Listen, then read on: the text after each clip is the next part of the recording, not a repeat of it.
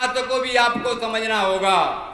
वो दुख अपने हाथों से पैदा किया है, वो है वोट की शक्ति, जिससे आपको बाबा साहब ने दी। लेकिन उन मनवादी लोगों को आपने उस वोट की शक्ति से एमएलए और एमपी बना करके आपने अपने ऊपर अन्याय अत्याचार करने के लिए बेबस कर दिया। तो साथियों, बाबा साहब ने कहा था,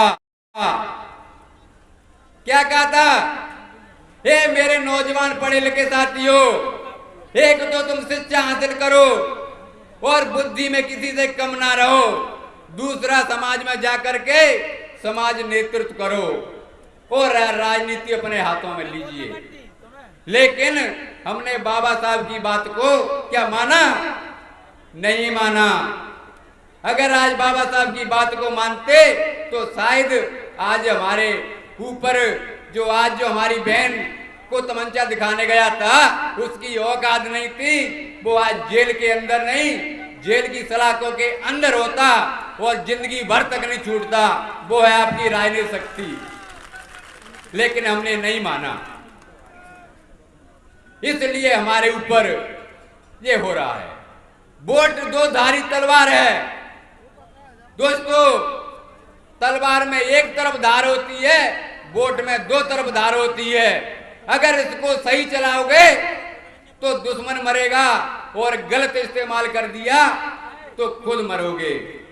तो हम अभी तक 75 साल की आजादी में हम उस वोट रूपी जो हमें अधिकार दिया था, उसको हम गलत इस्तेमाल करते रहे और गलत इस्तेमाल करके हम उन मनवादियों को, चंद मुट्ठी भर लोगों को सत्ता में बैठालते रहे, जिसका आज हम लोग कामयाब होते रहे हैं।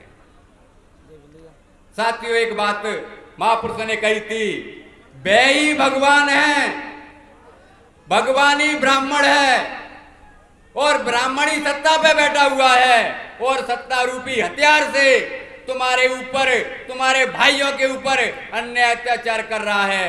तो पहले किसको मारना चाहिए, ये आप लोग पहले तय करें। अभी हमने अपनी लड़ाई को तय नहीं किया है, इसलिए हम लोग इधर उधर भागते हैं। जिस दिन तुम इस लड़ाई को तय कर लोगे कि हमारी लड़ाई क्या है, वह भी दो प्रकार का है, एक तो खुद के अंदर होता है, दूसरा दूसरे का होता है।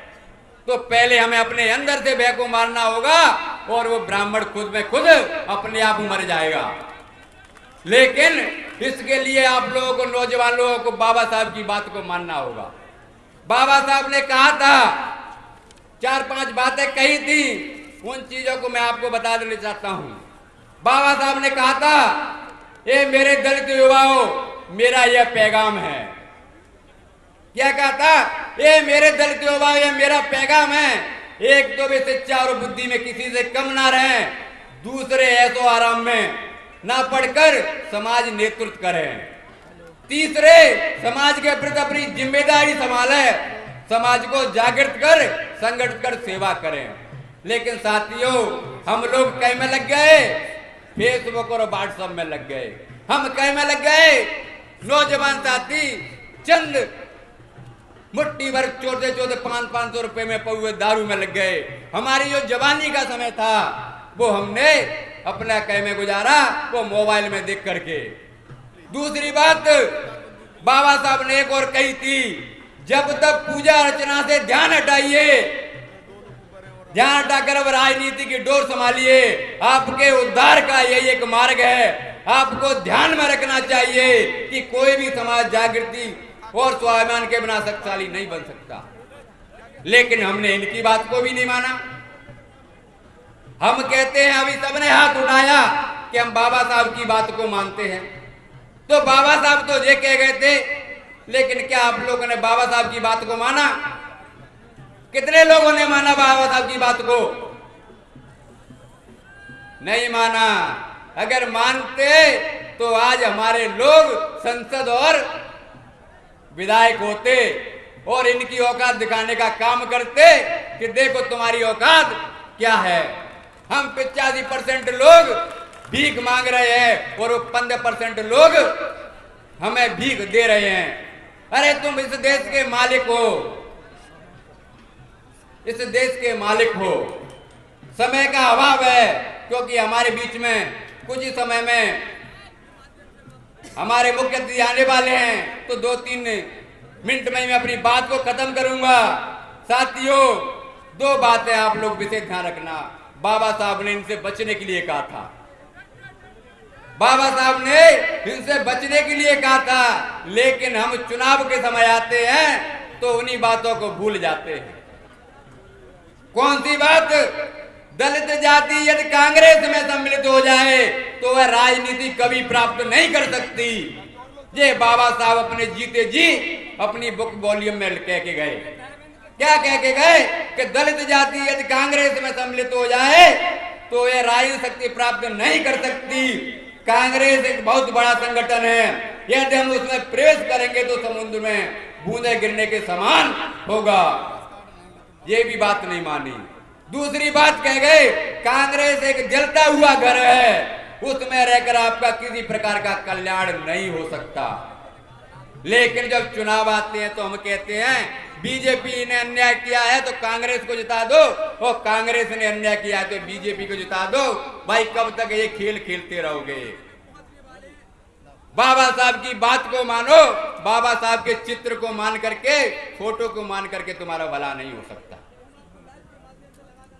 2 मिनट में अभी आप लोगों ने विकास यात्रा निकाली गांव गांव में, भारतीय जनता पार्टी ने अभी विकास यात्रा निकाली। उस बीच में आपके ऊपर फोकस डालना चाहूंगा। कौन सी विकास यात्रा निकाली? क्या भाजपा कांग्रेस की एक ही नीति, झूठे वादे और भ्रष्टाचार दमनकारी नीति। क्या है? उसने एक सर्वे कराया था मेरे मित्रों, आपको मैं बता दूं। Planning commission head Arjun Singh ने कहा अपनी रिपोर्ट में 12.5 करोड़ युवा बेरोजगार है, जिसके पास कोई धंधा नहीं है। ये निकम्मो, आप विकास की बात कर रहे हो। एक तरफ तो आप कह रहे हो गांव गांव जाकर के सरकारी खर्चे से अपना प्रचार कर रहे हो कि हम इतना काम करा रहे हैं, दूसरे आपकी सर्वे रिपोर्ट कह रही है कि 12.5 करोड़ लोग जो नौजवान युवा हैं, जिनके पास कोई आय का स्रोत नहीं है, कोई धंधा नहीं है। कैसे निकम्मे लोग हो? अपनी एक तो अपनी औकात को बता रहे हो कि हम नालायक हैं, दूसरा शासन के पैसे कर रहे हैं खर्च से। दूसरा सर्वे रिपोर्ट निकाला 91 लाख डोमेस्टिक वर्कर हैं। कितने? 91 लाख डोमेस्टिक वर्कर हैं, जिनकी तनख्वाह उनके मालिक तय करते हैं। वो अगर 2000 रुपए भी देगा तो 2000 भी लेते हैं, क्योंकि उनको अपना पेट पालना है। अगर वो उनके साथ जो डोमेस्टिक वर्कर महिला हैं वो घर में रह रही है तो उनका शारीरिक शोषण भी करते हैं, मानसिक शोषण भी करते हैं। साथियों, ये बात रखना इनके बीच में बहुत जरूरी है, क्योंकि हमें अभी वास्तविक जानकारी नहीं है। जय भीम के नारे लगाने से हमारा काम नहीं होगा, दुश्मन की चाल को भी हमें समझना पड़ेगा। एक तरफ हमारे साथ खिलवाड़ कर रहे हैं कि हम विकास निकाल रहे हैं, दूसरी तरफ ये सर्वे करके दे रहे हैं कि हम कितने नालायक हैं। चौथा पॉइंट, 45 लाख बच्चे भीख मांगकर अल्प भोजन कर रहे हैं। कितने? 45 लाख। ये अपनी सर्वे में कह रहे हैं कि 45 लाख बच्चे भीख मांग करके अपना भोजन प्राप्त कर रहे हैं। अरे तुम्हें शर्म आना चाहिए। 18 करोड़ लोग झुग्गी में रहते हैं, 15 करोड़ लोग, 15,000 स्कूल शासकीय जो बंद कर दिए गए, शासकीय ये है स्थिति लिखी। अब आप खुद ही तय कर लीजिए। मैं आपसे गारंटी से, चैलेंज से कह रहा हूं कि जो लोग सत्ता द्वारा सताए गए लोग, सत्ता द्वारा उपेक्षित लोग, सामान्य वर्ग द्वारा सताए गए लोग ही एकत्रित हो जाओ तो इनकी सरकार, इनकी जड़ हिल जाएगी। मैं उनसे नहीं कहना चाहता हूं कि जो सताए गए लोग हैं, लेकिन जो ऐसे 56 करोड़ लोग हैं देश में, जो इनसे सरकार द्वारा उपेक्षित और मनवादी ताकतों द्वारा सताए गए लोग हैं, अगर ये इकट्ठे हो जाओ तो इनकी जड़ें पड़ जाएंगी, वो सरकार दिखेगी नहीं, कहां चली गई। साथियों, 4 लाइन कहकर के अपनी बात को समाप्त करूंगा, समय कम है। मुझे आदेश हुआ है 2 लाइनें कह करके अपनी बात बंद करूंगा।